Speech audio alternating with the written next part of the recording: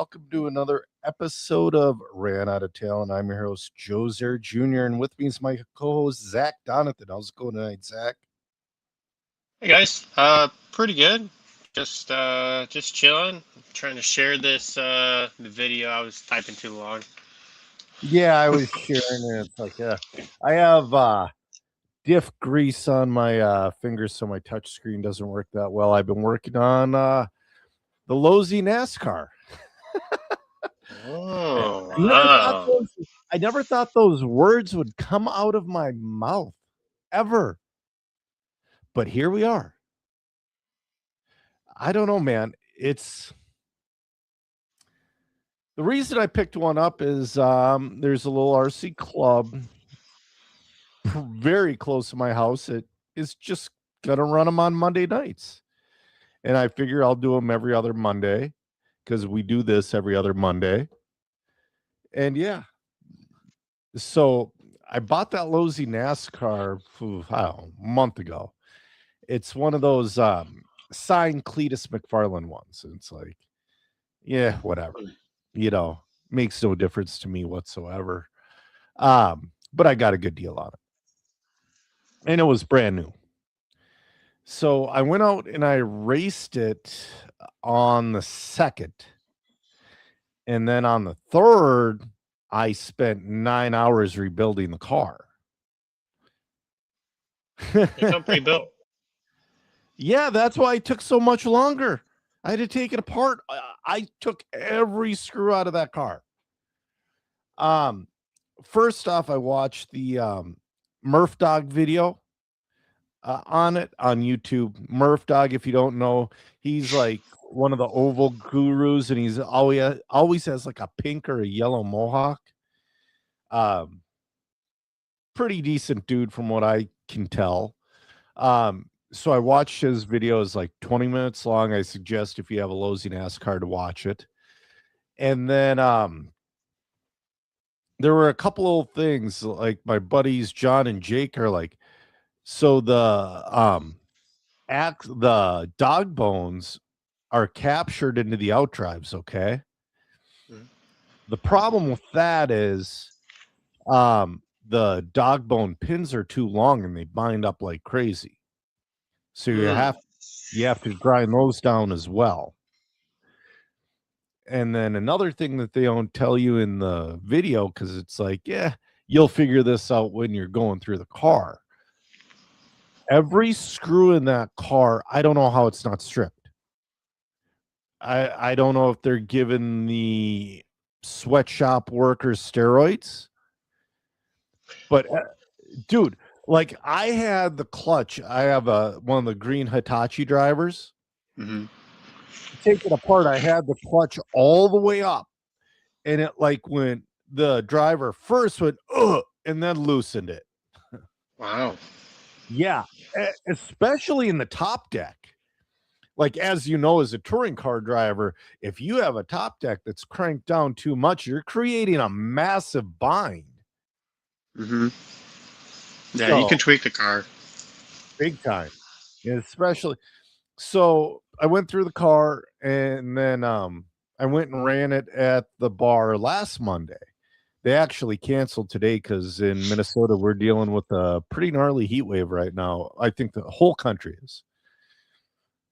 I went and ran it last Monday. We didn't race because we didn't have the lap timing system yet, but I went out and ran it, and the car, like when I raced it on Thursday, it's like, this is all right, but it kind of sucks. But on Monday, it's like, all right, I can pick my line, I can slice and dice.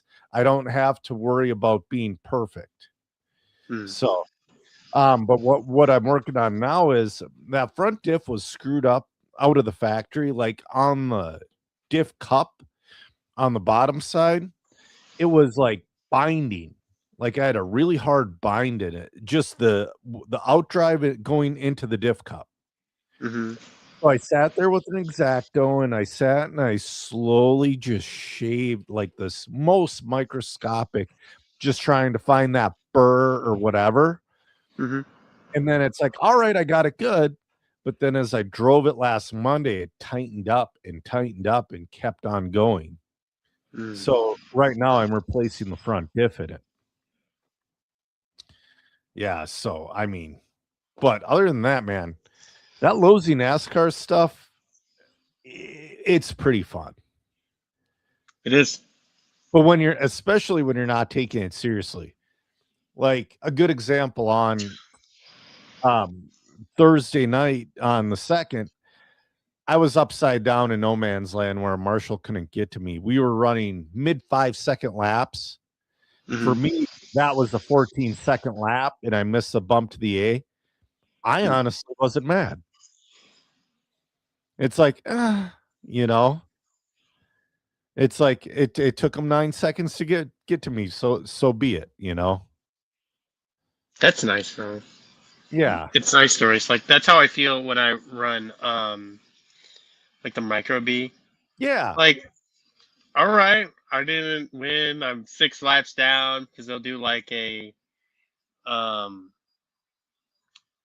like a 10-minute main or whatever. yeah. And just every time you wreck, it's a lap. Oh Every yeah, time.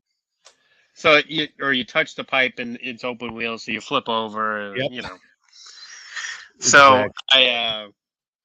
but it's fun, Yeah, and I like going hang out there. The people are nice, and it's kind of, that's nice. yeah, absolutely.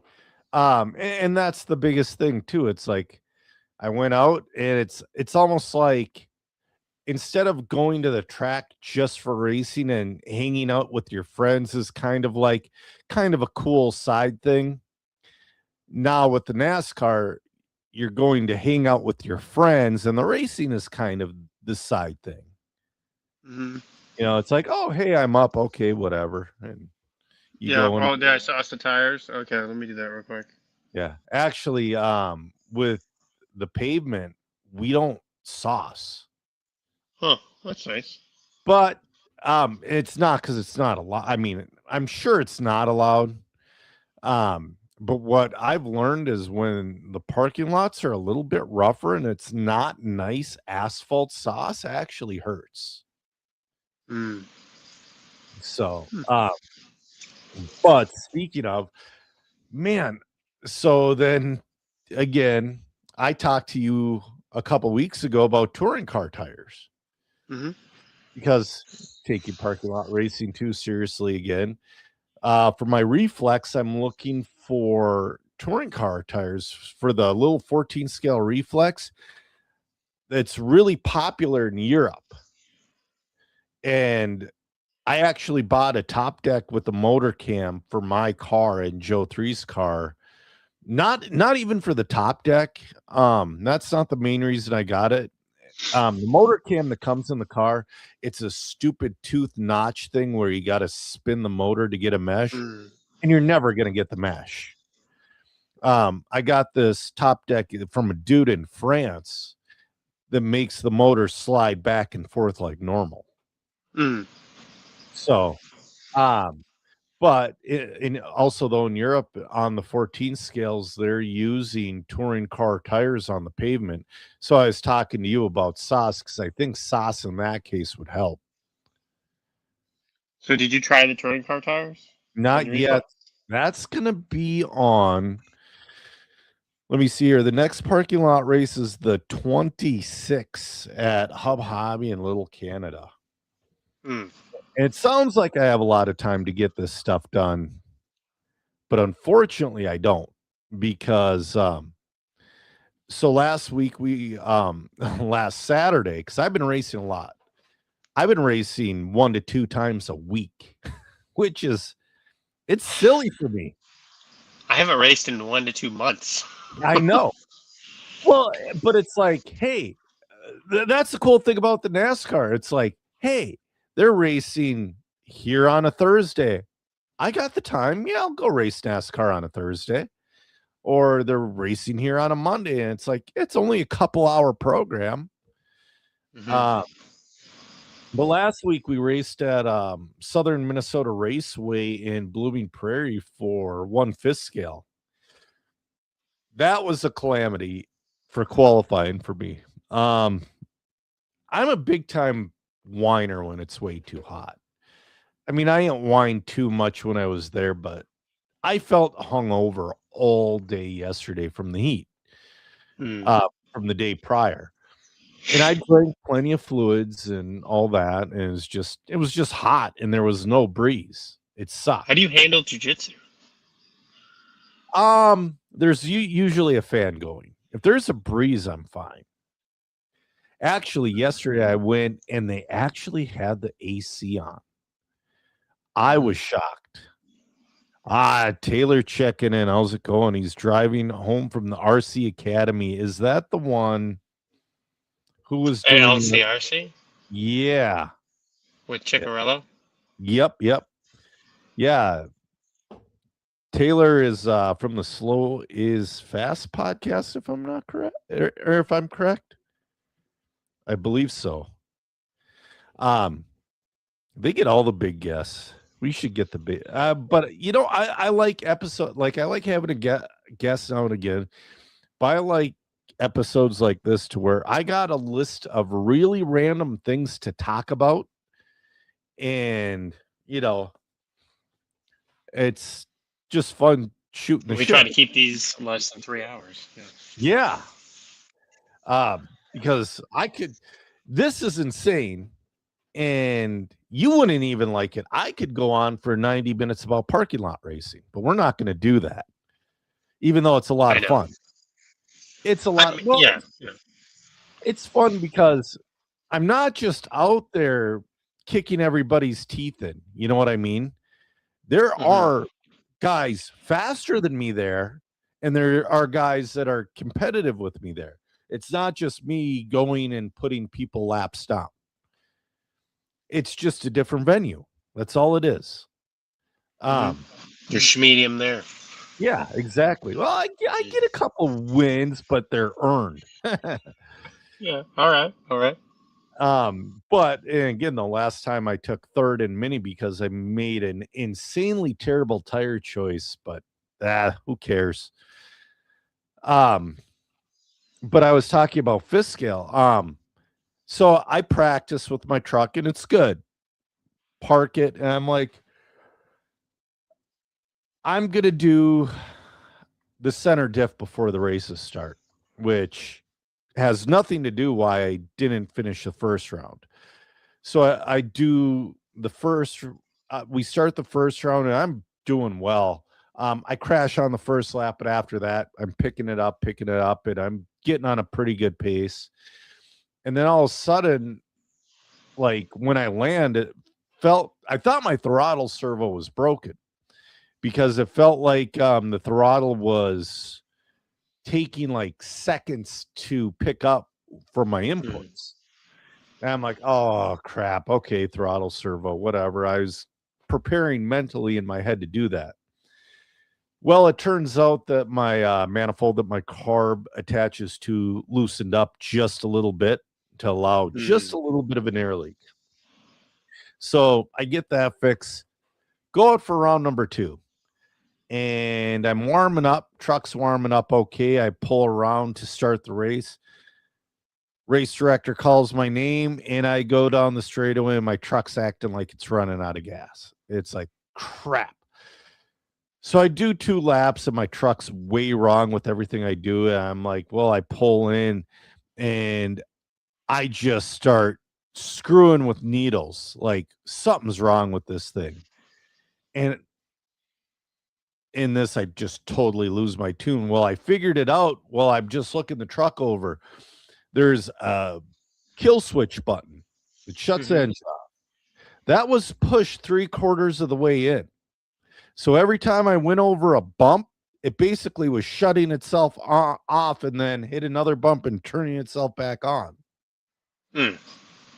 So I got that figured out, and then it's like, oh crap, I got to tune this. I put Joe 3's tune in it, and it actually ended up being awesome.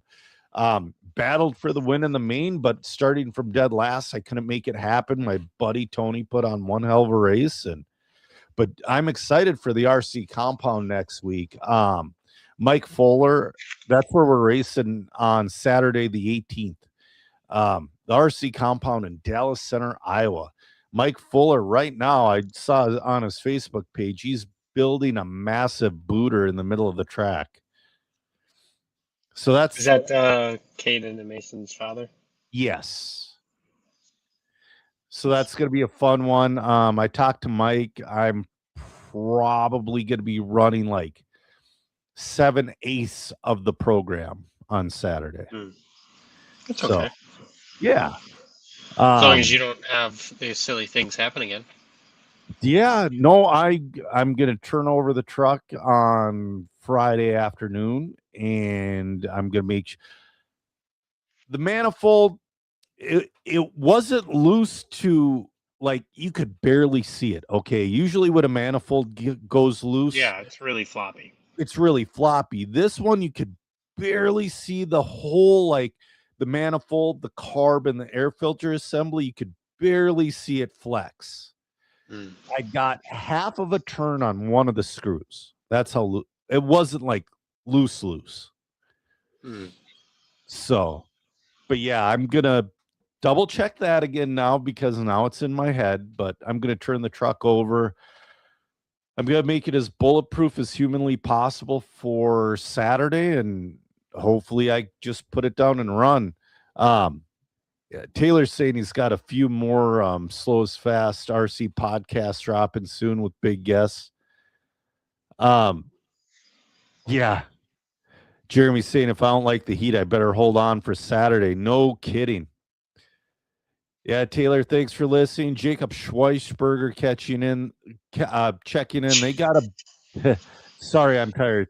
They got a big race coming up here at Bad Fast Hobbies. I want to say on the 24th. Okay, I'm saying fifth scale sounds great. It is great. But it does screw with your head when you're having problems on the track. The first thing when things start going wrong is this is going to cost me at least $300. It rarely does. Like I said, when I thought it was the throttle servo, it's like, oh, there's like $200, you know? Mm-hmm. And when I thought I was running out of fuel going down the straightaway, I'm like, dude, this motor's new this year. It can't be the motor. So, but yeah, I got that straightened out, and the car was so throughout a main, even after your motor heats up, no matter how good your tune is, you usually lose a bit of speed the hotter your motor gets and the longer you run. The tune I put in there, what I lost was marginal. But maybe though, so Brandon Wynn made the suggestion of gearing down one more tooth, and with I think it's 32 pitch. I believe it's 32 pitch gears. One tooth is a lot. Yeah. Yeah. Did you probably run like a 15 or something? I was running a 1962. I went to an 1862. My dad really geared down, so I didn't realize it, but I had him at a 50. Is it my internet or yours? That's Hold on, guys. There we go. Sorry, that's my internet because I looked down and my Wi-Fi was cycling. That has never happened before.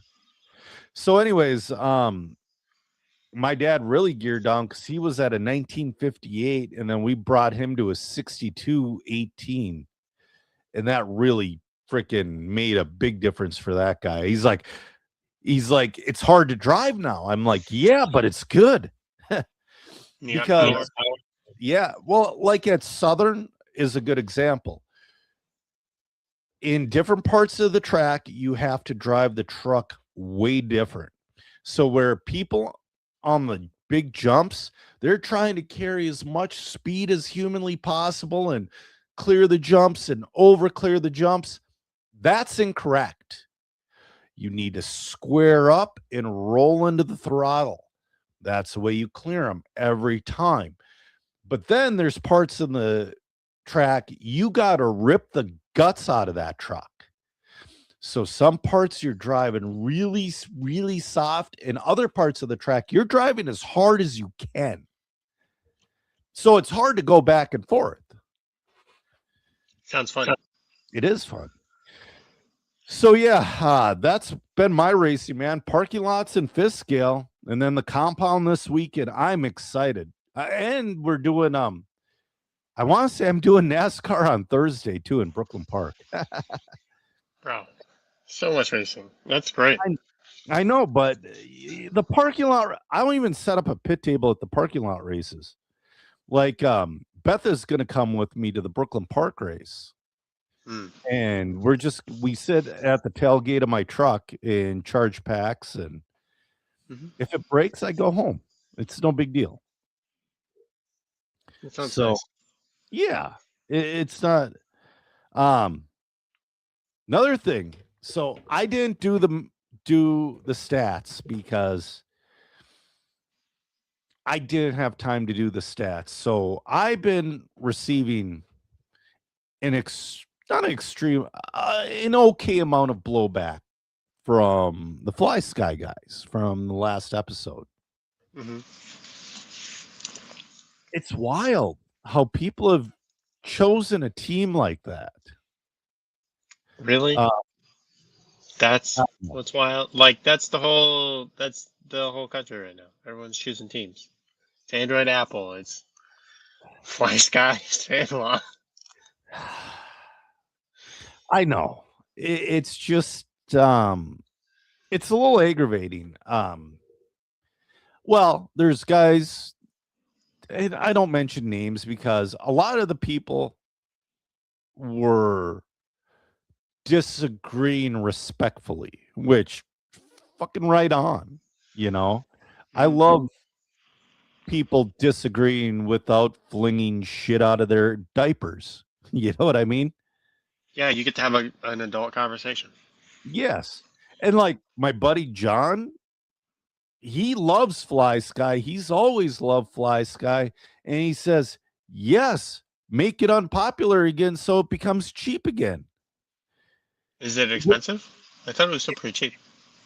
It's pretty cheap, but compared to what it was before they started hiring pro drivers, it's like doubled in price. Oh, okay. Yeah. And you know what? The new radio they have coming out could resolve these issues. And there are guys who are respectfully saying, hey, from my Futaba 4PV to this Fly Sky, it's a good move or a lateral move or whatever. Yeah, I think if you have like a mid-level radio, not a Sanwa radio, but a mid-level, because like the MT44, the M4, or whatever they replaced it with, MTS, whatever it is, those are good radios. Yes, they just have less features. Sure. But if you have like a super old radio, like a 4PX, I see some of those hanging out. Yeah. If you have like a really old M12, it's probably a good, it's probably good just because things wear out over time and stuff, generally gets better. But if you're going like, I haven't tried Futaba since the last Futaba I tried was like the 7. I think they're on the 10. Futaba's still super legit as well. It's a still Ford. Good. It's a Ford versus Chevy thing there. I don't know. When I tried the 7, it wasn't as good as the Sanwa. Like you were saying, the Sanwa to Sure. But that new 10PX, whatever it is, it's $888. It looks good. I see people use it. I've heard it's great, but anyways, a lot of people made that argument, which it's an argument, but the deal is, and like Kyle just said here, he goes, lap times don't lie. If they looked at the lap time difference from my 40 plus run, which we did last episode, the data's right there. But what I wanted to do, I didn't have the time because I've been racing in a parking lot like Oh, actually, that might be a good thing to try just in the parking lot. Are you using the FlySky radio for the? Oh no, you have to use the No. NASCAR radio. Gotta use the NASCAR radio, which is horrific. It's Yeah. dude, like going into the corner every time is different, and it's not the car. It's the radio. But I might try it with the parking lot cars with the off-road stuff. Mm. I could do it really quick with the RC10. Mm-hmm. But yeah, it's just one of those things.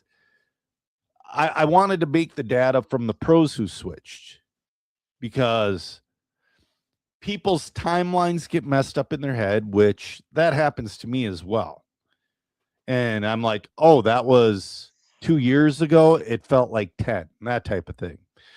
Yeah. A lot of people have it messed up in their head saying, well, Brock Champlin won an IFMAR Worlds with FlySky. No, he didn't. He won the IFMAR Worlds in September of 2025 with the Sanwa M17. He did not sign with FlySky until January of this year.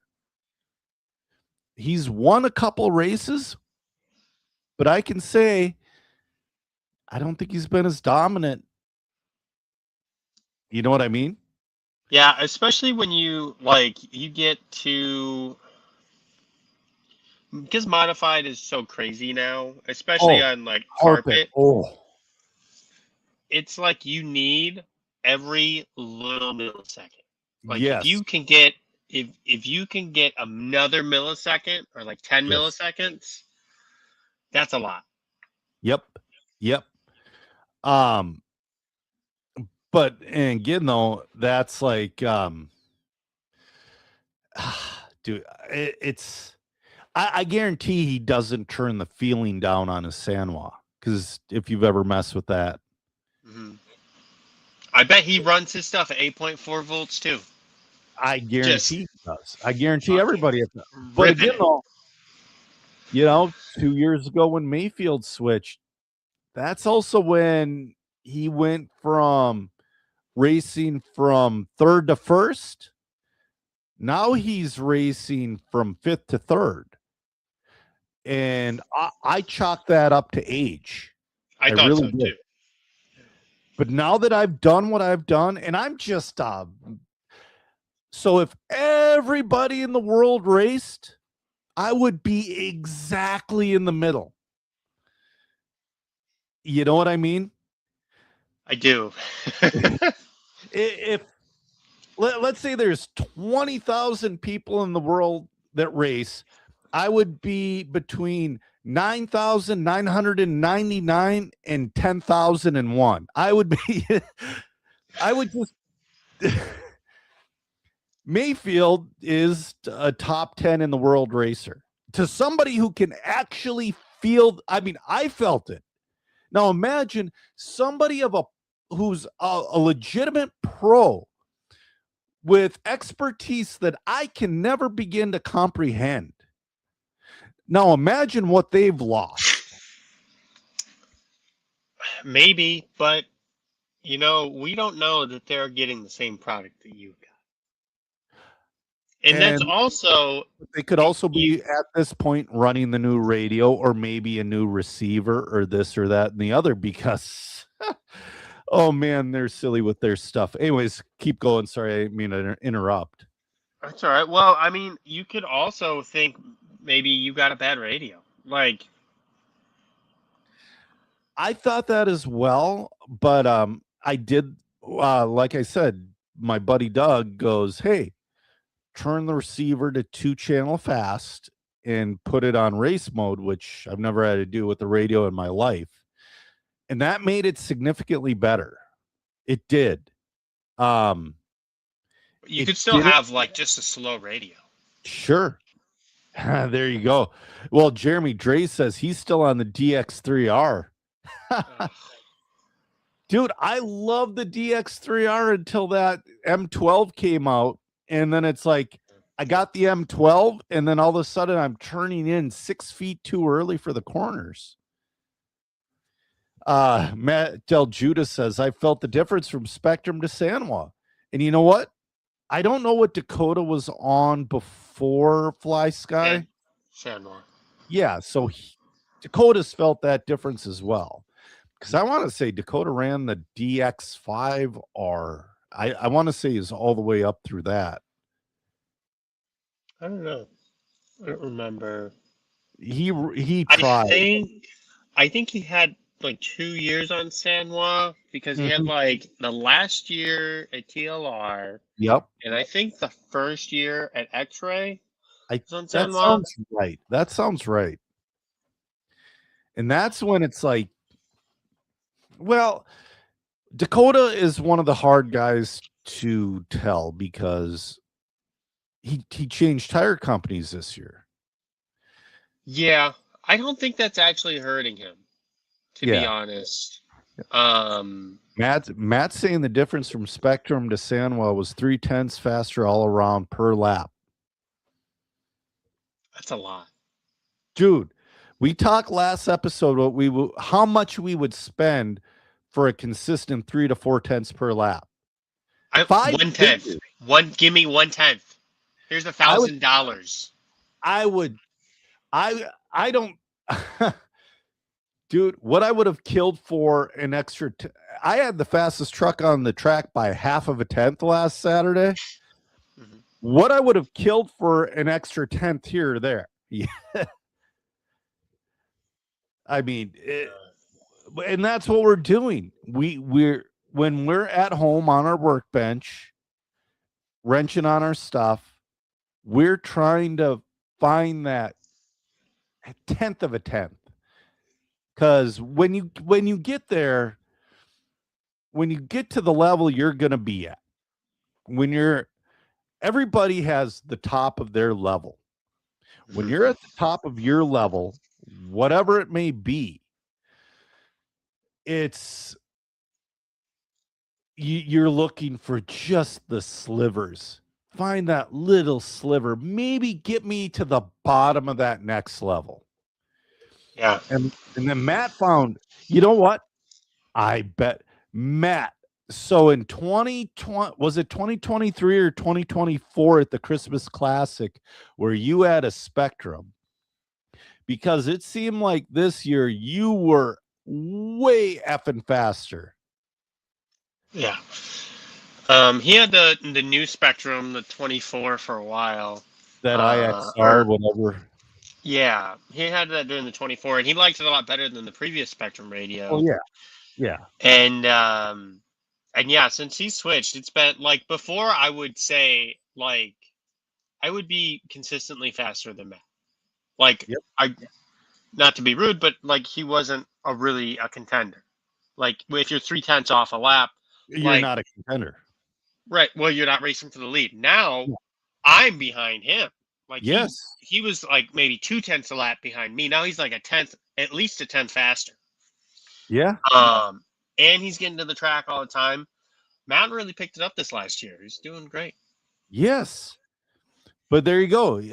Switched to San Juan 2 weeks before the 25 Classic. And I'm like, holy shit, Matt found another gear. He's racing for TQs instead of 5th. I know. Well, especially like at the top of, well, I mean, any class. But, you know, if you're in the middle and you find 0.3, like, chances are you just practice some more and you suck less. Yeah. But when you're like in mod or even the top of the stock, if you're making like the show and stock or mod, generally speaking, like if you can find a 10th, like that's enough to jump you several spots. Yes. There's, I want to say, one round of 21.5 at that Christmas Classic. There were 3 seconds between the top 6. Mm-hmm. I mean, that's crazy good. I just listened to a podcast, the No Name RC podcast, not a podcast, the No Name RC podcast with Pecco and Keenan talking about the Euros. Mm-hmm. And Pecco was 31st, and he was 10 seconds off TQ. You know, Yeah. So when you're racing at the high levels and you're running super consistent, it's crazy. Like, do you remember like 2 years ago? You're like, not 2 years ago. I should say more like 5 years ago. The average racing in this country, I can crash and still be in the middle of the A. Now you're like, Yeah. if I touch a flapper, I'm screwed. It depends on like if you just touch it and you miss the corner. Yeah. But if you touch that flapper and it sends you flying or you flip over or something, yeah, you're probably not gonna make the show on that one. Yeah. I mean, it really your weekend regional races are at another level. And then when you go something like the Euros or the Nationals or the Worlds, freaking forget about it, man.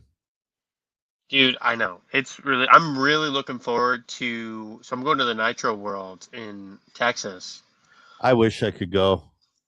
I mean, I was planning on going and hanging out with you, but my dog broke his damn leg, and that surgery cost us, well, with all the appointments and all that, is like $5,000. So there goes. I wanted a new couch and I wanted to go to Texas for the Worlds, and neither one of those things are happening for me this year.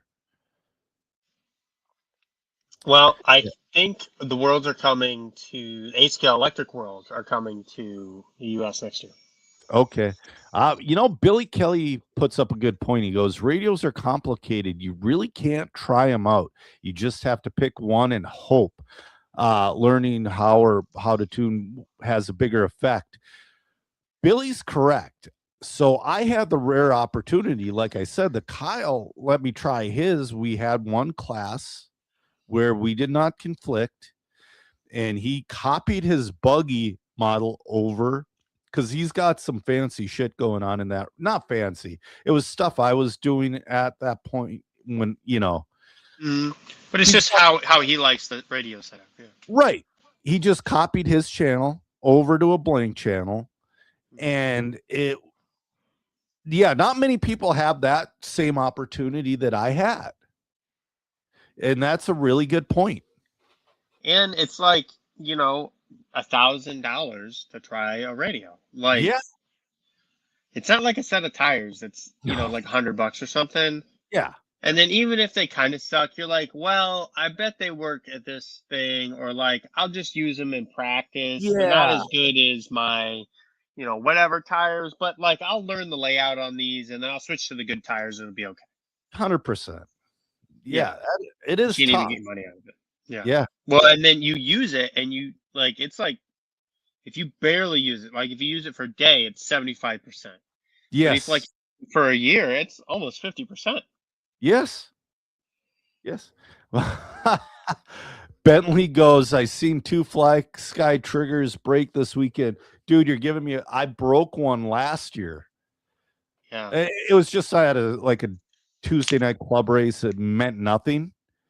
But like I'm driving, then all of a sudden it's like I'm like, where did my trigger just go? And I let my finger go and the trigger just went boop. It's like, whoa. Yeah.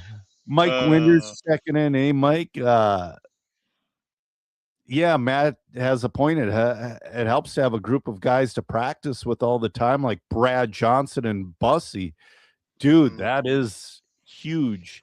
Having a group of guys that, like, one thing I'm kind of jealous with Billy is he goes around the country every week and races somewhere, from the East Coast to freaking Colorado, whatever.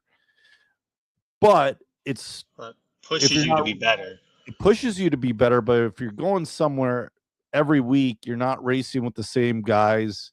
You're not setting a certain benchmark for yourself from week to week to week to week. Chris is saying, oh yeah, Chris just got done with dinner and I didn't come out this weekend. I wasn't in the budget, Chris.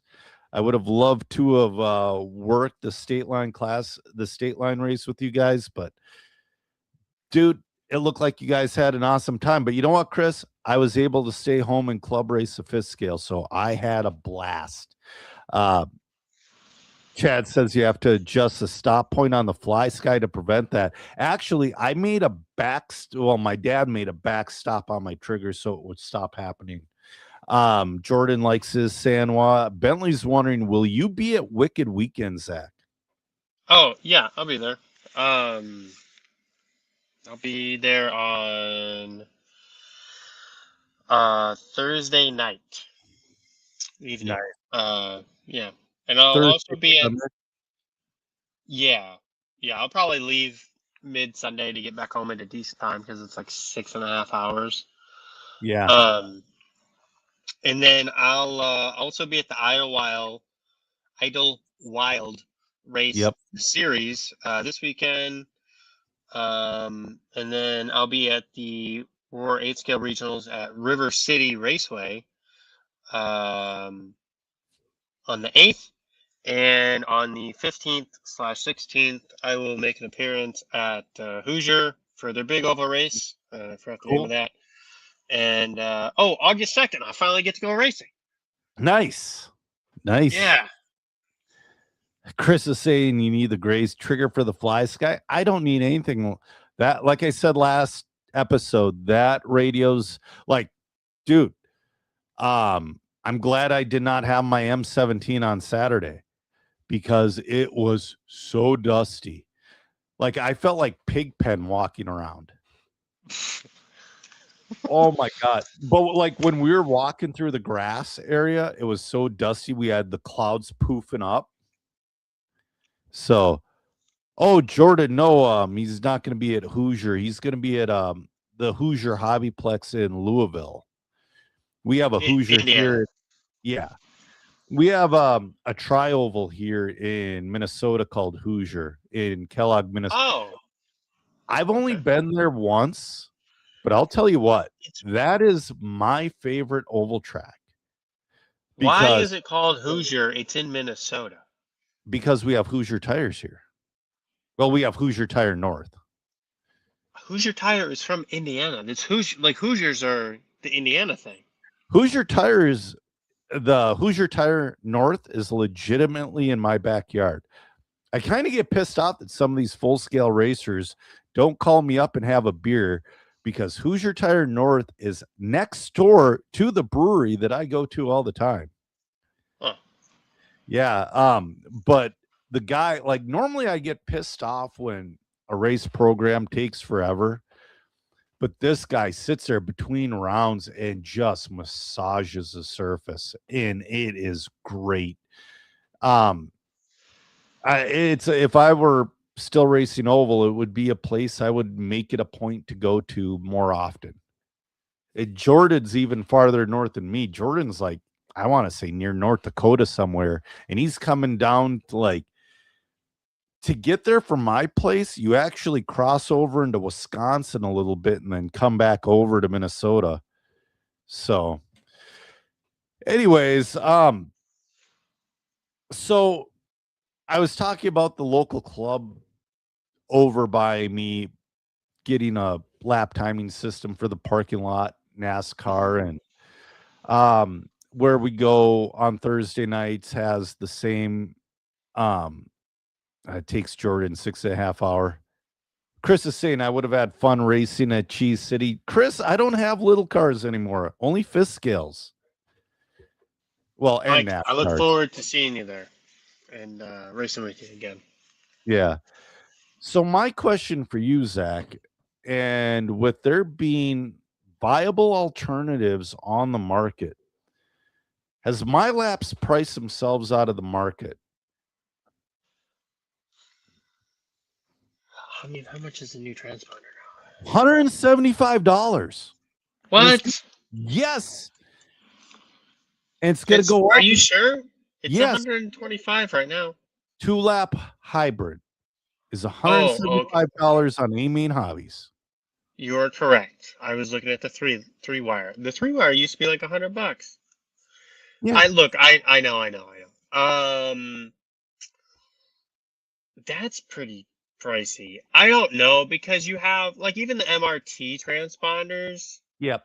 are how much? Let's go. Search that. They are sure Amazon. $91 for an MRT. That's insane. I know there's cheaper. MRT used to I be know there's 40 cheaper bucks. ones. Yeah, there's like iLapse or something, but you got to have the whole system. So the whole scoring system they have. They got we got a TrackMate system. Okay. So the scoring system with 10 transponders, and everybody can get their own transponder eventually and whatever, is $550. And Mike is saying the tariffs are driving up the costs on most things. Yes. Why is it not? No. Yes, but no.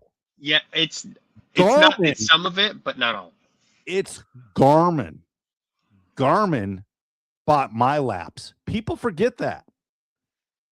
Okay. And whenever Garmin buys something, they're going to jack that price through the freaking ceiling.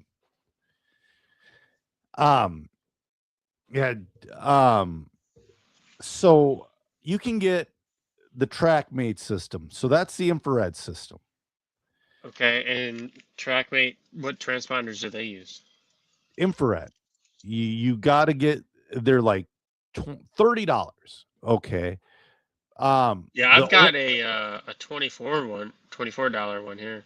These are like what I used when I went to RCCA. They used to use these. Yep. You could rent them for like $1. Yeah. Or $2, or I can't remember how much it was. It was pretty cheap. And you got Chris bought a whole bunch, and for like the big races, he just handed him. Well, he included in the price of the race. Yes. $5 or whatever it was. Yeah. And he's like, "Hey, put this one in your car. It's not gonna work with whatever." And it was fine. They work fine. Yeah. But they're a lot cheaper. I see $24 here for a TrackMate compatible. Well, plus shipping, but So Mike's saying you'll have trouble with counting. So I have a bit of experience with TrackMate because we had a track down in frickin' St. Peter, Minnesota that used the TrackMate transponders. You just have to be careful on where you place the transponders. You have to see the little white square through the windshield. If you don't see that little white square through the windshield, it will not count. It's that some vehicles, it's a little more difficult, but most of your vehicles, it's simple. I don't know. I didn't have a problem. I just put mine right where I had I taped it right to the transponder I had on the car. Yeah. But the thing is, so I'm just using TrackMate is an example. So you get the system with enough sensors, because what you do is you make a PVC bridge and put enough sensors across for it to read all the way across. And it comes with 10 transponders. The transponders are cheap. Now, here is the cherry on top.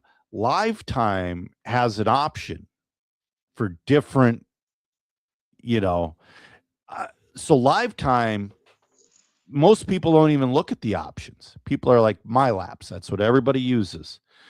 I want to say they have a plethora of options you can use with Lifetime.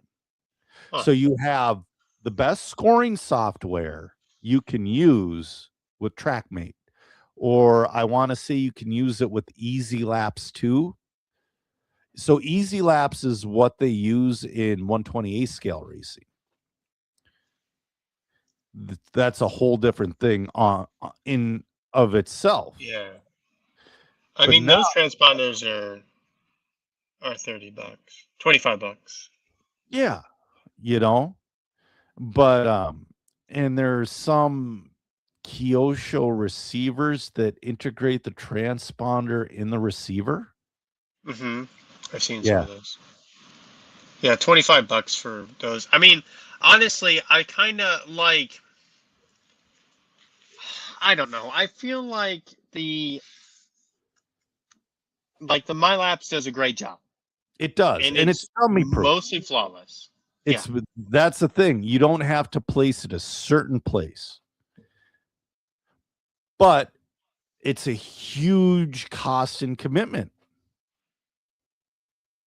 Yeah, and that's kind of the thing. Like, I don't know. I feel like it was getting at the top of the range at like the 125, Mhm. 140-ish, and it just keeps going up and up and up and up. And I understand everything's more expensive, but Yeah. like a lot of the and you made a good point. A lot of why the things are more expensive now than they were. Some of it's the tariff. Some Like of for DRC, I was already paying duties prepaid. Yep. On my product coming in, my cost went up like 5% or something like that, maybe 10% on Okay. the material cost. Wow. Which my material cost isn't a lot of the actual. The material cost is the cheapest part of Right. a charge lead. You're paying me for my time to make this stuff. But it's not exactly one for one. So if you buy if you only have 30% margin in a product you're bringing in, like a transponder or whatever, it's going to be more expensive. But the transponders, I bet they cost 20% more, 30% more than your Easy Labs or your MRT or whatever to make. Yep. And just because they're a little bit nicer, they look a little nicer. The cases are nicer, but I bet we're talking like $1 or something like that. Like Easy Labs is $5 and the MyLapse is like $6 or $7, something like Yeah. that. But the also on the other side of that is how many transponders do you need in a car? One. Right. But Forever.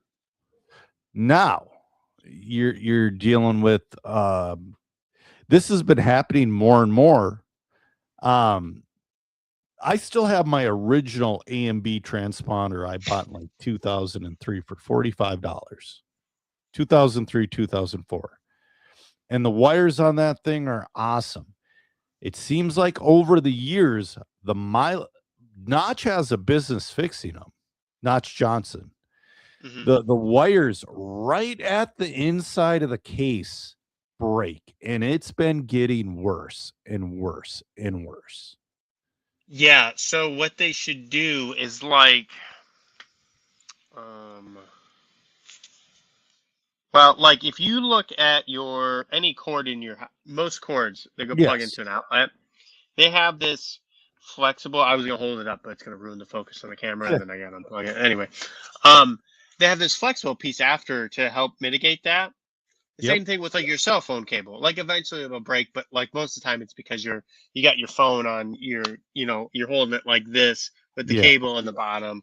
Oh, my daughter Um, is a champion at breaking cell phone cords. um, a guy, Joe. I'll hook you up. But they should do something like that, and then Yeah. it would actually. I bet you could like 3D print a little add-on thing to it. Sure. Sure. Uh Matt said I had 2 break on him last week and the wire sucks nowadays. And it's gone downhill. At first I'm like, maybe it's one bad one or one here and there cuz you're going to have defects especially at scale. But it is rampant lately. Well, they're making it consumable. So if you did the wear guard and you went to a larger gauge wire because they use the Yep. smallest gauge wire possible. It's like 18, isn't it? No, it's way small. It's like 24, maybe. Really? Ooh. 18 is pretty big. Yeah, You'd now be that I think about it. surprised. Yeah, no, you're right. You're right. If they went to, I think you can use a 20 gauge wire on those terminals because there's Mhm. only so much space in there, so you're Yeah. limited. But I think you could go to a bigger wire, You could and they go to a tried. slightly bigger case.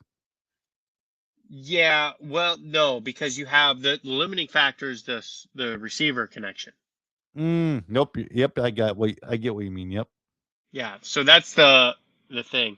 And if they did that, if those two things, it would fix a lot of it, but then you don't have to buy another one. So like, the price is going to 250 a transponder Jeez.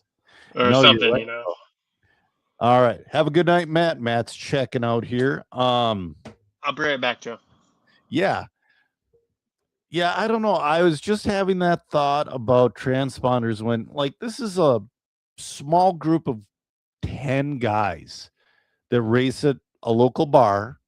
In the wintertime, they race indoor 128 scale, and in the summertime, they race on this little paved oval on the back side of the parking lot of the bar. And they looked into the MyLap system and they're like, oh, it's like $4,000 to get them going or something like that. Is like 3,500 to $4,000. And you look at a situation like that, and it's like, then the next best thing is the TrackMate. I believe it's the TrackMate is what we got. And I have from a few years back a whole bunch of experience with the TrackMate system, and like Winders was saying, you'll miss laps if you have to be very particular where you mount that transponder. Once I figured that out, I never missed another lap.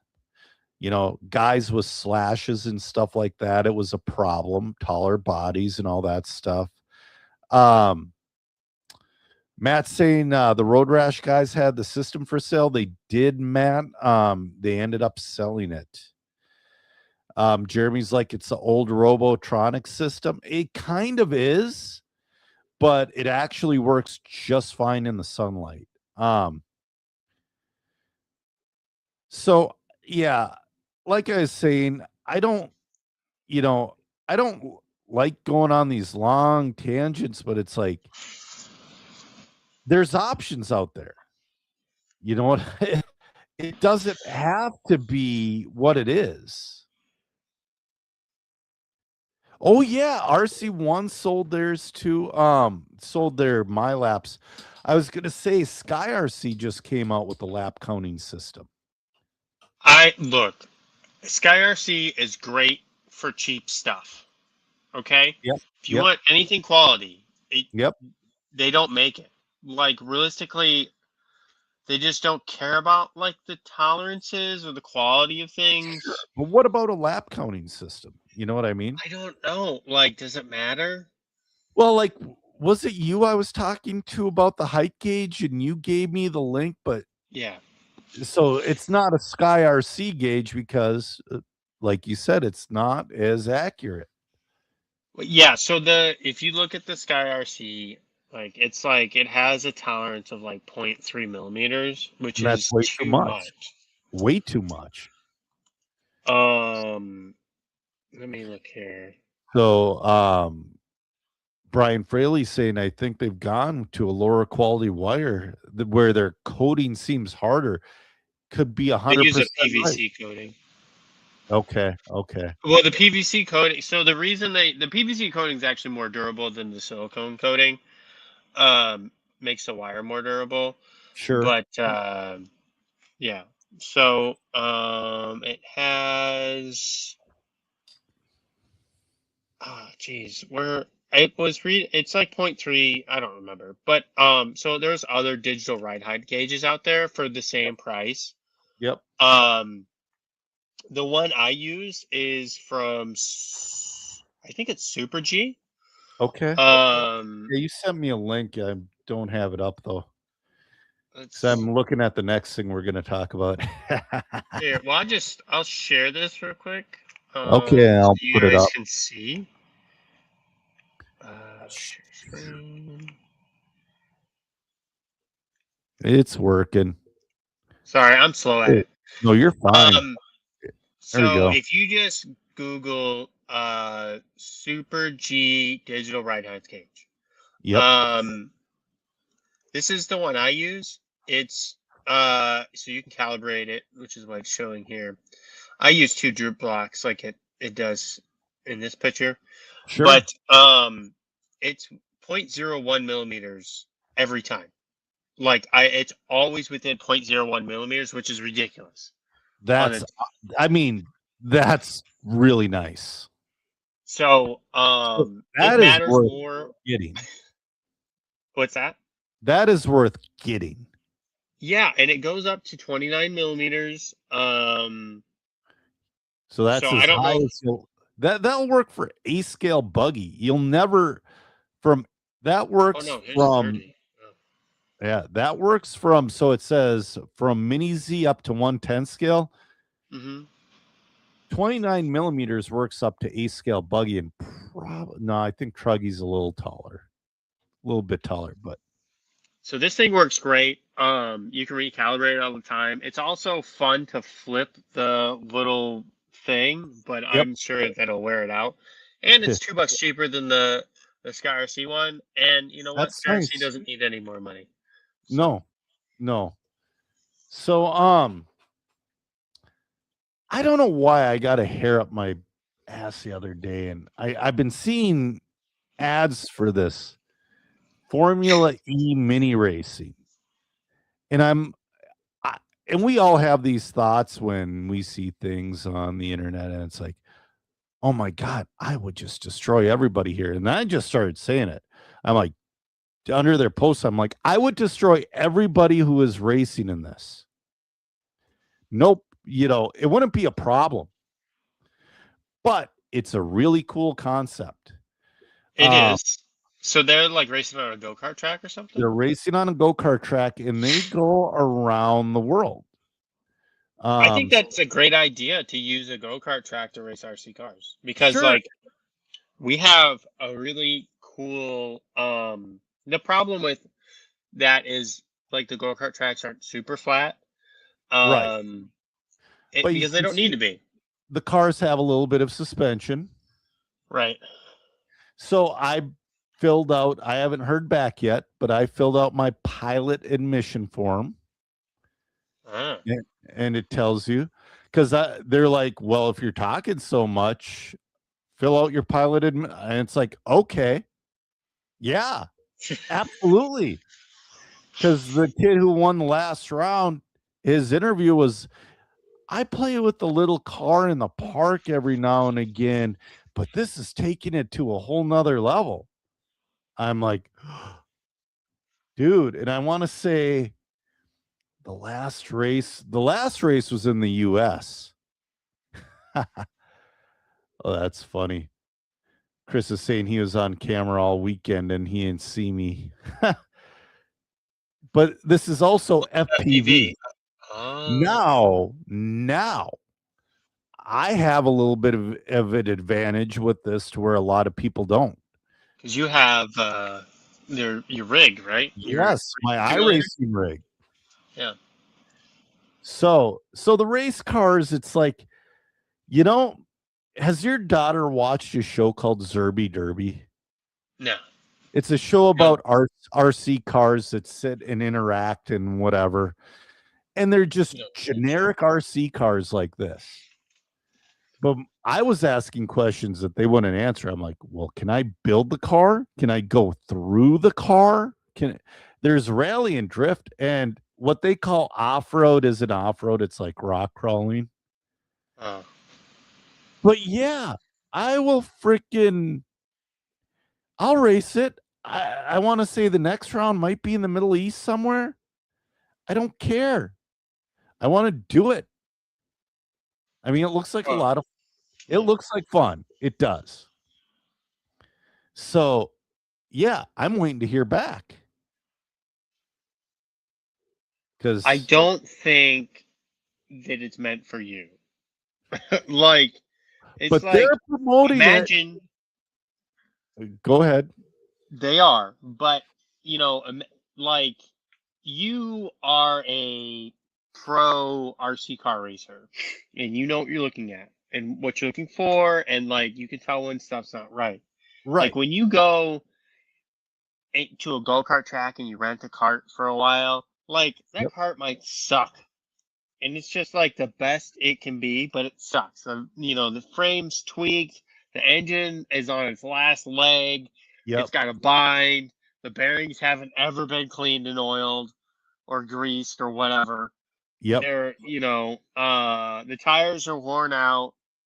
All that stuff, same shit with that RC car. If you can't work on it, it's going to be the same thing. Yep. So the one race happened June 20th and June 21st, and there's going to be more. It's not giving me, but here's the deal. They're promoting this like it's the best way I found to describe this was, this is a guy who got an RC car and did no research on it and made RC racing what he thought it should be. Okay. This is like parallel thinking, and it's not a bad idea. But now this is where I'll accept the challenge, and everybody watching this podcast would accept the same challenge. They're treating this like it is the tippy top racing league. Okay. We all know it's not, but. And like I said earlier, I'm severely average, and I would put laps on these guys. One thing that I've noticed, and I've watched a lot of their clips, there are no marshals. So if you flip over, that's it. You're done. Because it's open wheel racing, so that's a real. I bet there are marshals. There's gotta be marshals. There's no marshal. From every clip I've seen, there's no marshals. So now that is the X factor. Well, yeah. So you got to be careful when you pass. You can't go into the corners all crazy. I wonder if, I don't know. We got to keep going. We got a couple other things to talk about. Yeah, we got like 20 minutes left. We do. Some of them we could maybe cut, but I wanted to hit that because, like I said, it was so freaking. Well, Joe, if you get in, let me know, because then I'll apply.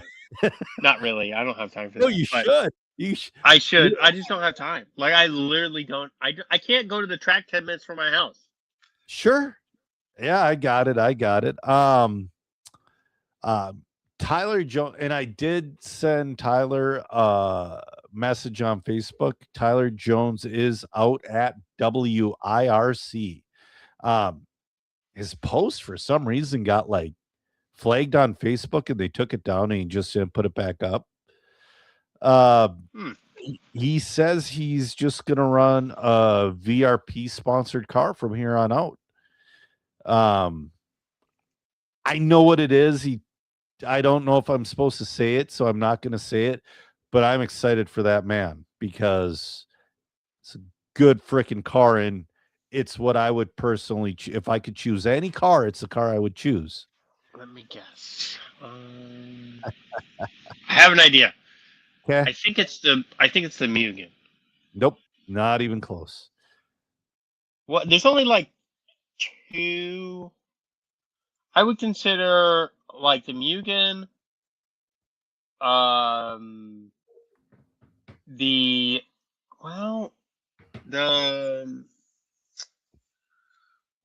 what's the red car? Sparko. No, not Sparko. S-Works or Techno. I put it in the private chat. Oh, I didn't know there was a private chat. Yeah, there's a private chat. Look on your. Oh, that one? Well, the new one was pretty good. I was kind of correct. I just said the wrong brand. Yeah. Chris is saying R1, and that's what he built for 10 scale. We're talking the 8 scale. So yeah, no, I'm excited about that freaking. I think as a privateer, that's the brand you would choose. 100%. I've only. We're gonna have to judge you later. I've only had one of those, but I loved it, and I wish I would have kept with it. I mean, you could. It sounds like you could, because it sure seems like. No. you know. Oh crap, my microphone's falling. A couple more things I got. And I saw kind of a side post about this on like a crawling page. Is Element RC dead, Zach? I don't know. Let's do a little search. So I meant to look these up before, but so Element RC, if you go to Element RC off of Team Associated's page, it's still there and they're still selling parts. They're selling trucks, crawler trucks, and all that. But Element RC came out of the gate swinging, and they swung for years. And they had a truck here or there. They had a new truck, I would say, consistently every 6 months, because there's different crawlers. There's, your trail truck, your gate truck, your rock racer. There's things to release and parts to release. The best I can tell off of Element's website is the last new parts released from Element were in April of 2025, and the last new rig was released in October of 2024. So it's 1 3/4 of a year since they've come out with the new truck, and over a year since they've come up with any new parts.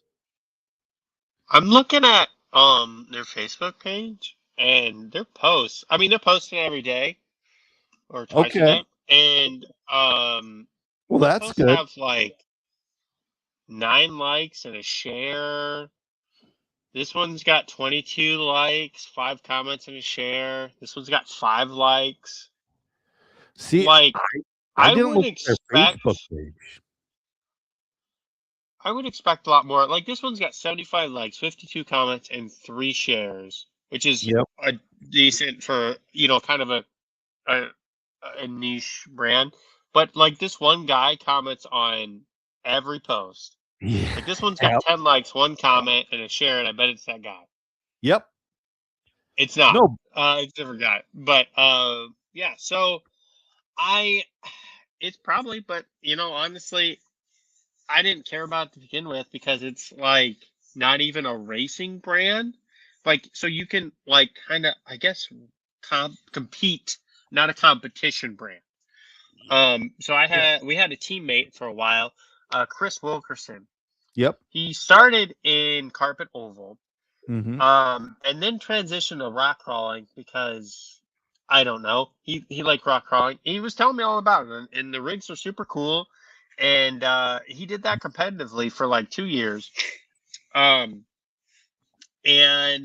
then he stopped to go traveling a lot. So he was kind of, I don't know, it was really cool. He was all about it. And it was really cool watching him geek out on it and tell me all the different things. And I knew nothing about it. Element RC is not that. Element RC is the Traxxas or the Arrma, the Red Cat of crawling. See, I wasn't sure. I would say Red Cat has a competitive crawler. See, Element, I looked at Element because we had some Associated Team guys that got their Element crawlers, and they had competition rigs. Most of it, you're right, is RTR, whatever. They do have a couple of competition rigs that seemed all right. I get crawling, it's just not for me. Well, I have it in my head is go through the gate as fast as humanly possible. You know what I mean? More or less. So like, let's go to. Yeah. I don't know the exact brand. He had. There's Vanquish. Yeah, Vanquish, but there's like these rigs get like to be like $4,000 or $5,000. Yes. RC crawler for him, sure.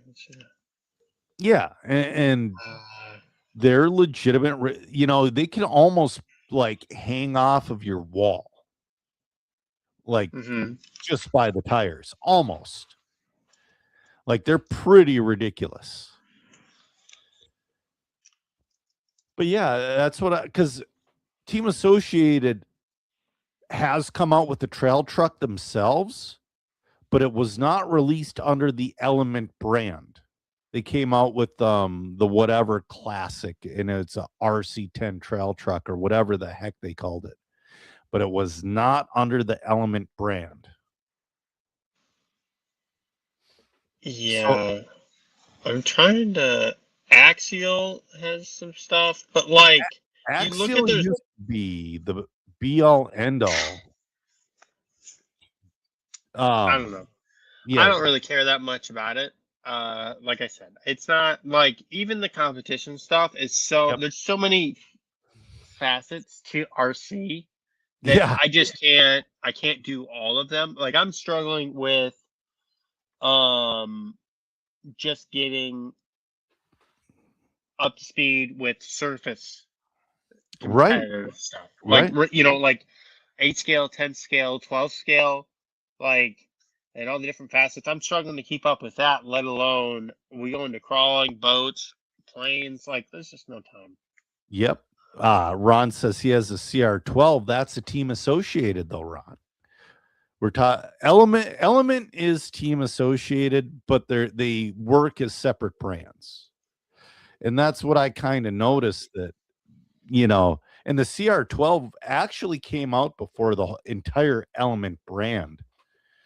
What else do we got? Because there's something. Go ahead. Well, I think the cool thing and what I've been waiting on for a while now is the steel chassis for off-road cars. Yes, and we've been talking about that a little bit. Like, yeah, but will they bend? Will they do this? Will they do that? And Yes, they will bend. Ron saying sorry. No reason to be sorry, Ron. Let me pull up because they were under Red RC, right? I sent you the link for it. Yeah, you did, but it was a Facebook link. I'll go to. Oh, Do you think it's on their actual website? Let's find out. I don't know. I'm working on it. That's the thing. It's like, do they actually keep up with their website? They're pretty good because this is what this guy does full time, I believe. Okay. Oh yeah, because there's Hirosaka ESC from Orca. That thing's good looking. Yeah, it looks the same. I don't know what I'm looking at. Yeah. Ooh, the Elsaram 1A scale. Come on, I'm working my way down. Second page. Okay, second page. Okay. Yeah, so Takashima, which I believe is we'll look at the B7.11. Oh, that might be page 3. Because that's the cat one that's on page 2. You're correct. Which it's the same concept. I want to say it's like it's a Japanese driver. Dang it. Does it say his name? No, it doesn't. Anyway, what do you got? I'm sure somebody knows who is part of that. But they make some cool stuff. Very high end, very very high end stuff. Yes, this is but where it's a professional RC driver who owns it. This is a dude you would legitimately buy a spring steel chassis from. Yeah, I would say it's like Hirosaka or something, but I can't remember. It's not going to be a piece of crap chassis. Well, you don't know. Probably he's going to try and make it the best he can. Yeah. So they're saying it's designed especially for high grip carpet and clay tracks. I would like to see. It offers. They're saying it offers a completely different driving experience. Now, what I've never tried anything from there are a lot of guys who have tried like the Visions graphite chassis or whatever on their TLRs or whatever, but I wonder what kind of a different driving this gives you. Because it just says it gives you a different driving. Well, I can tell you how it feels in touring car. Okay, yeah. Oh, All right, I was sending somebody. You need the wait. You need the 120-degree screws. Those are kind of because the chassis is so thin. They normally come with the screws. Okay. You would have to go to I think their website or something like that, but they weren't available when I looked Okay. last week. But so let me tell you how it feels from carbon to aluminum.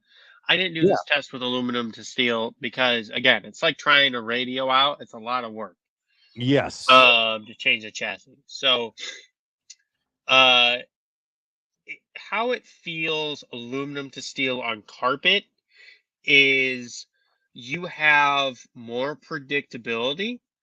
There is kind of something called I forget the exact term that we use, but it's like when it twists so much and then it like snaps back when you're going in the corner and it twists a lot and then snaps back and it causes your car to do like weird stuff and just like spin out, especially on like medium grip carpet with carbon. It makes the car super twitchy. The more grip for carbon, the more grip you run it on, the more sensitive it is. So it's really hard to drive.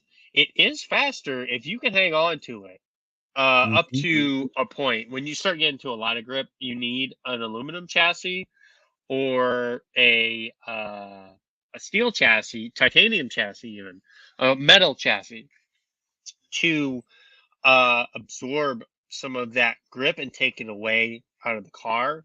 A carbon it doesn't matter how thick and how rigid it is, it still bends. It still, still moves. So there's unique properties of rigidity about, metal that doesn't do that. So I would think it's kind of similar to that.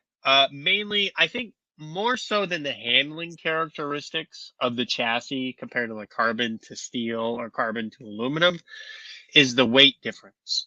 So I sent you these pictures. I weighed my my 1.5 millimeter aluminum chassis. Yes. And that was here, I'll give you guys the numbers. Well, so I'm just using Matt's saying the car or the chassis has to be 1 millimeter thick. It's 1.2 millimeter thick.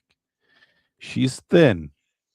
So the aluminum chassis was 81.4 grams.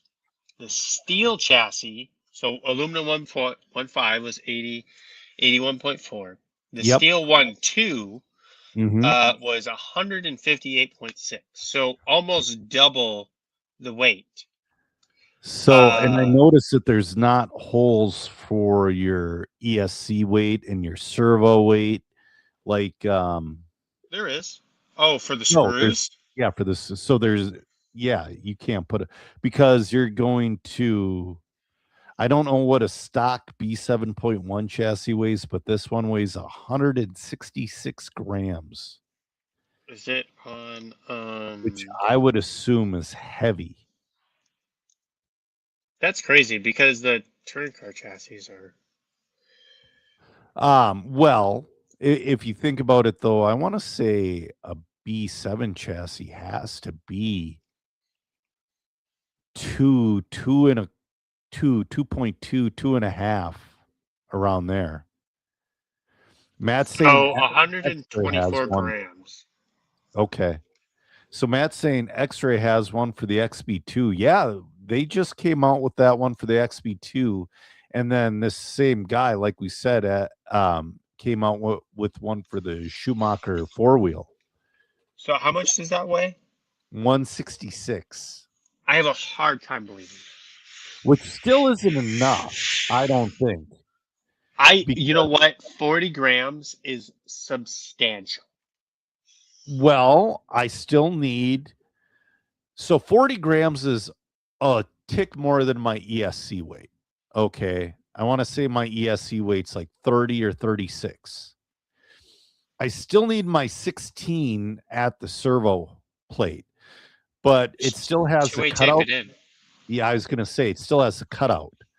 Now, I kind of like these slots around the chassis. I feel like if need be, I could like cut battery weights and tape it in there if need be. You're not using tungsten? No, we don't use tungsten in off-road. Why? Because the amount of tungsten we need is extremely expensive. Oh, stop it. I want to say in my chassis, I got a 36 at the electronics. I want to say it's a 16-gram steel or a 12-gram steel for the servo. And then I have a 43-gram under the battery. And that puts me 4 grams overweight. Would you like to know how many grams I put on my car? How many? 150 with the steel chassis. That's insane.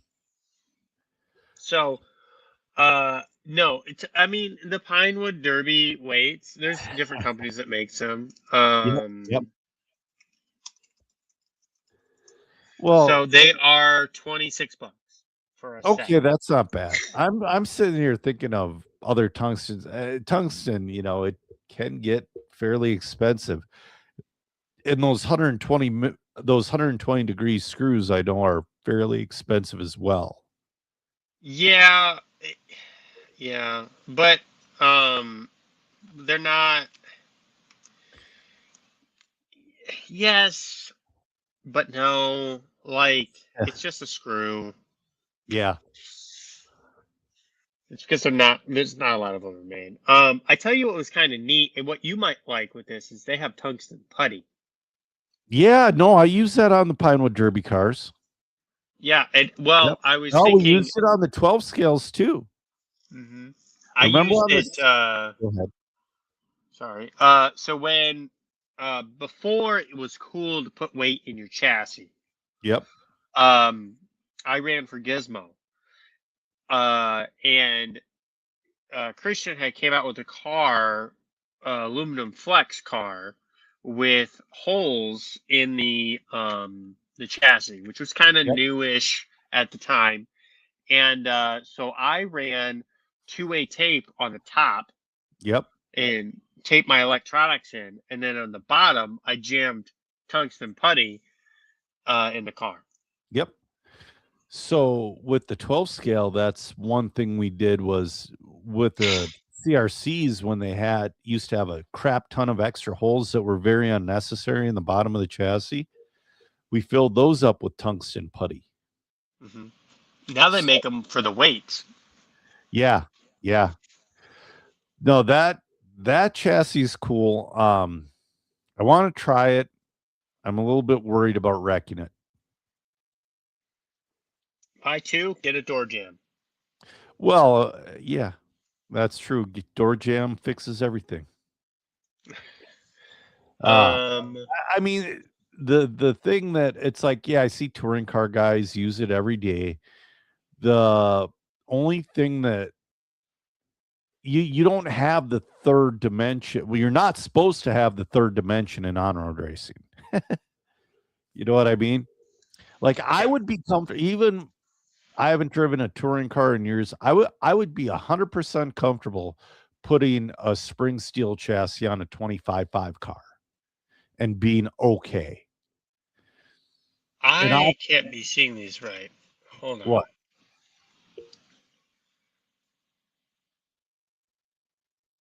So, I'm on Target RC, which is a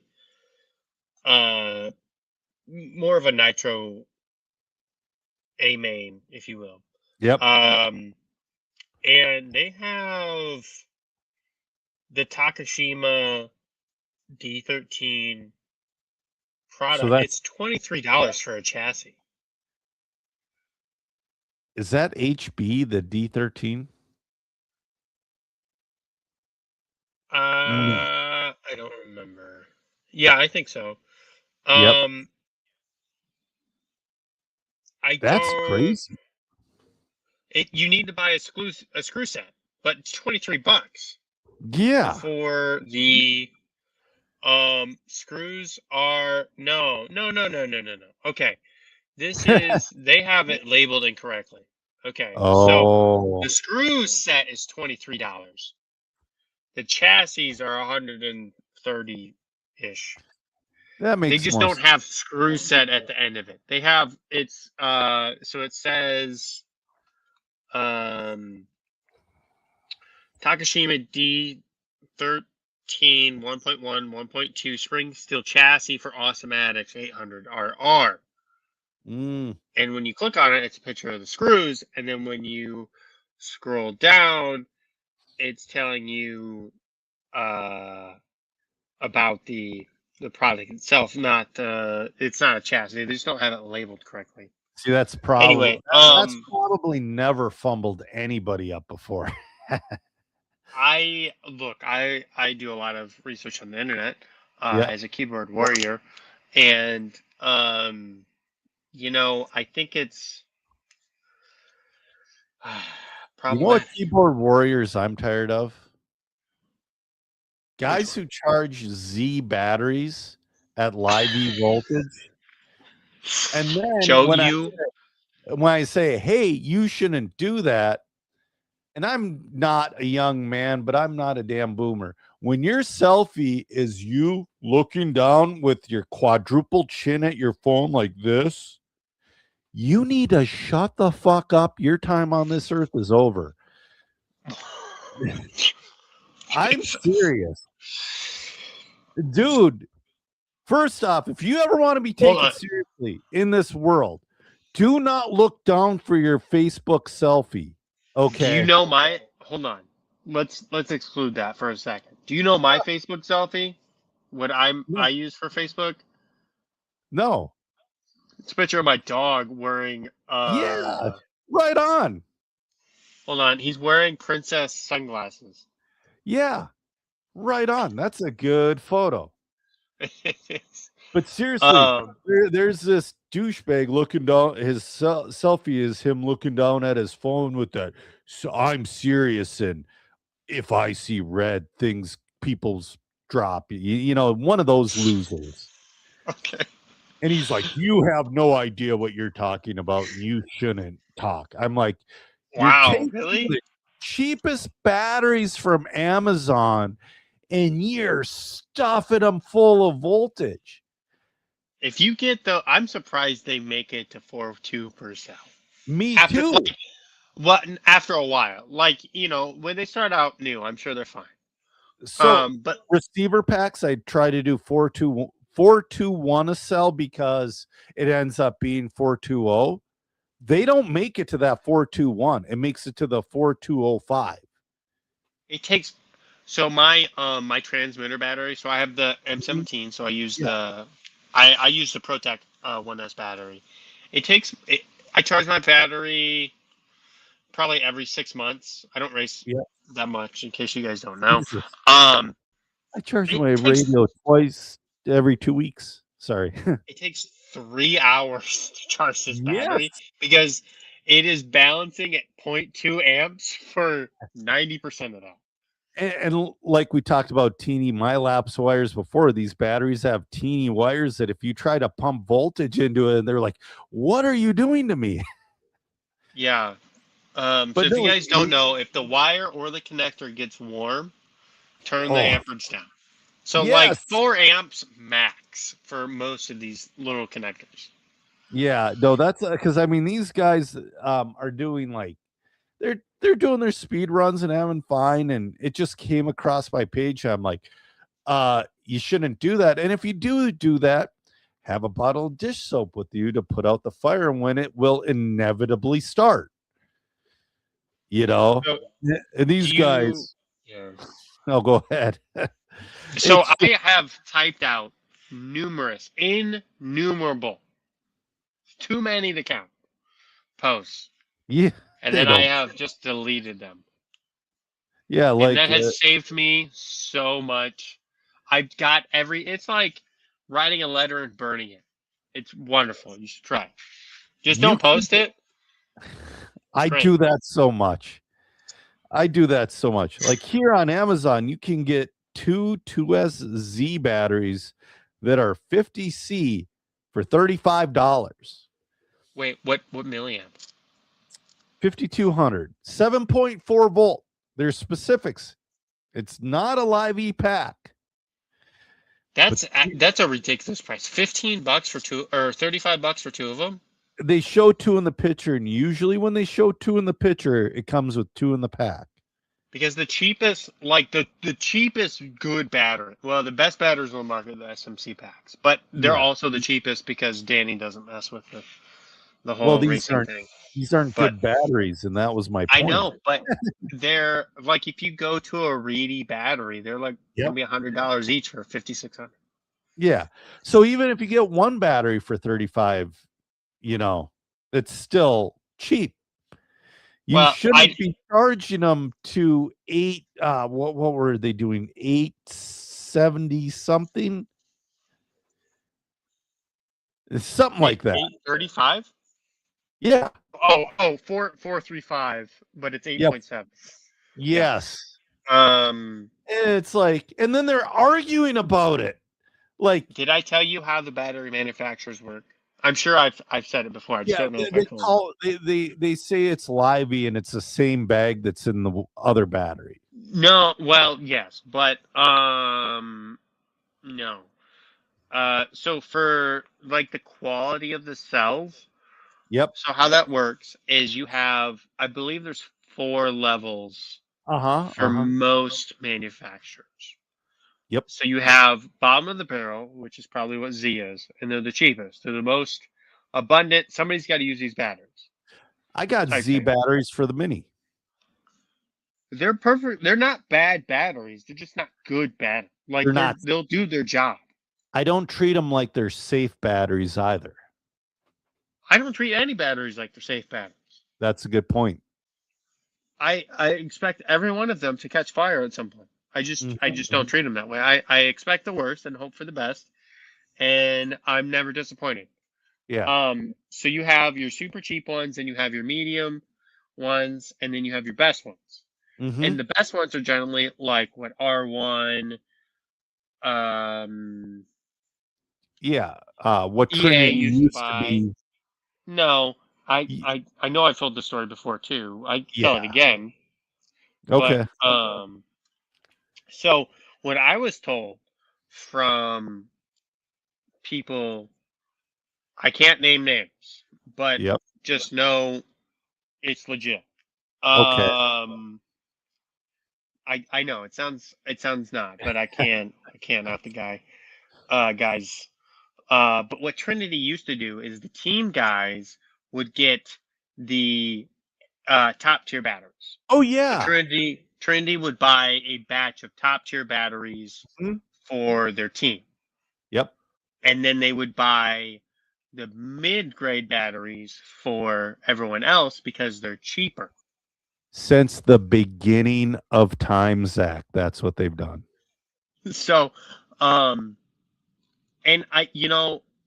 I've seen, and that doesn't mean that the cheaper batteries weren't good, because I've actually seen a couple not since Verizon bought it. I haven't paid attention to Trinity since then, but I've seen some couple really good Trinity batteries that somebody purchased.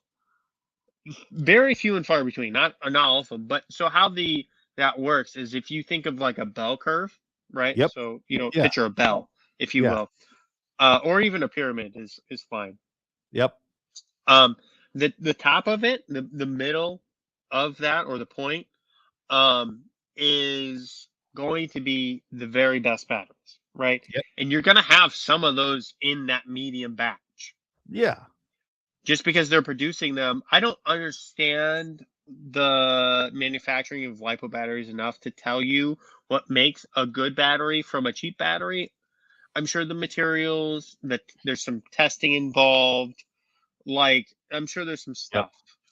But I don't really know what goes behind the scenes to tell you really what's going on. So, and then you're going to have your medium. Most of the batteries are going to be this kind of the middle-ish area. And then you're going to have your really bad batteries at the end. Yeah. And we've all bought a pack that we thought was going to be great for $100, and it ended up being a massive turd. Brady. Yeah, but yeah, it's one of those things. But dude, I just saw that and I put it in the notes. I didn't know how he's going to work it in there, but it's like there are people doing this and they're advertising that they're doing this and they're proud of it. It's like we go back to this racing league. Yes, your Formula E. Dude, I'm gonna get in that thing, and it's gonna be It'll like be world famous. Do you remember that scene in Seinfeld where Cosmo Kramer beats the crap of all those kids in karate? It's gonna be like that. Oh, Joe. Oh man. If you wear a GoPro on your head if you can. Yeah. Absolutely. Because you don't see much through the GoPro. Well, I know, but I want to see the people around you. Like maybe even on the back of your head. Yeah. Yeah. Yeah, because do you notice that they only show it for a second, but where the people sit, it is like a tiered situation because they don't need to see the cars on the track. They're wearing the FPV goggles. Mm-hmm. So, yeah, man, I'm hoping to get in that thing. So, I think it's a great thing to end on. Yeah, definitely. All right. Well, yeah, next time we'll have. Maybe no, Zach won't have a race, but I'm gonna race 4 more times before the next episode. So, let's do like a Wicked Weekend recap. Oh heck yeah, Wicked Weekend on like the 27th, maybe. Sounds like a plan, man. Cool. All right. Well, I'm Joe Zer Jr., and with me was my co-host Zach Donathan, and we have ran out of talent. Have a good night, guys. Bye, everybody.